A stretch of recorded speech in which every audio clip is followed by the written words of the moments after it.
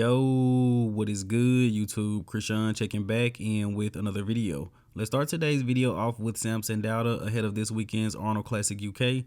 Samson's quads are looking huge and also very separated. It looks like Samson is showcasing more detail going into this UK show than he was going into Ohio. And I'm glad to see that. Personally, I'm a little bit worried about how Samson is going to look at this show. Again, he stopped working with Milos, who has been prepping him for 2.5 years, and Samson's wife is prepping him for this show. And I know she prepped him for Prague and for Romania, but Samson has been dealing with a lot of stress lately as well. He said losing Milos was like losing a relationship. He also got sick following the Arnold Classic.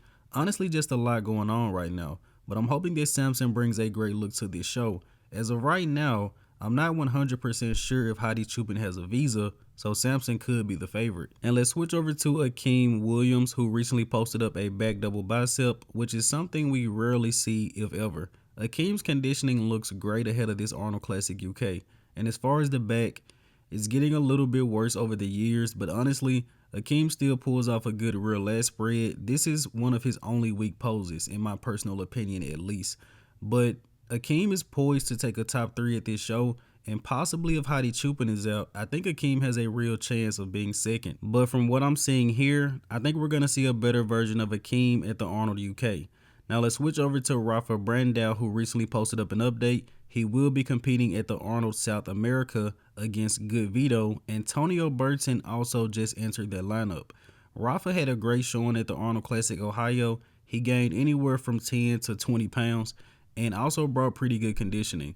Working with Coach Neil Hill, I'm expecting Rafa to come in even better to this Arnold Classic South America with even better conditioning. And as of right now, I'm pretty confident that Rafa will be winning that show. Now let's switch over to Good Vito, who is looking absolutely ridiculous right now, and of course will also be at the Arnold Classic South America, making his pro debut. Vito's arms, lats, shoulder to waist, quads, quad separation, all look incredible, but mostly, take a look at the conditioning on this guy at what? We're about 4, maybe 4.5 weeks out from the show. And as I've said before, Good Vito looks like a top 6 Olympian in his Instagram updates. But a couple of things I want to point out. Good Vito's right arm, which is to our left, is a little bit smaller than the other. Vito's left leg is also a little bit smaller than the right.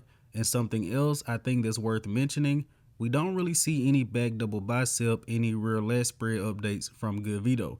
Now I'm very hyped for him. I think Vito is going to have a great pro debut. Hopefully he pushes Rafael Brandão, but just had to let you guys know the analytical part. As far as symmetry being off in some areas, and we don't really see a lot of back shots. And in the next update of the day, we have a recent update from Tonio Burton ahead of the New York Pro. And Tonio also recently announced that he will be doing the Arnold Classic South America as well. I think both will be great shows. Tonio versus Vito versus Rafael Brandão, and then we'll have Tonio versus Nick Walker. And I've also heard rumors of Rafael Brandão doing the New York Pro as well as Carlos Thomas Jr. And on paper, Tonio should win in South America. He's the highest Olympia placer in this show, placing 8th at last year's Olympia. Rafa's highest placing is 10th, but he wasn't at last year's show. Either way, I think it's going to be a great show. Rafa and Tonio have more streamlined aesthetic physiques, and Good Vito, he's the wild card. And let's switch over to the latest updates of the mutant Nick Walker ahead of the New York Pro. And props to Nick for even doing the New York Pro. I'm pretty sure if he would have sat around for long enough, he would have got a special invite. There's no way the Olympia brand wouldn't have done everything in their power to make sure the mutant is at the show. But Nick is looking pretty good ahead of this New York Pro, and I think it's a good idea that he is doing a show prior to the Mr. Olympia. We have not seen Nick compete since the 2023 Arnold Classic, which was over a year ago.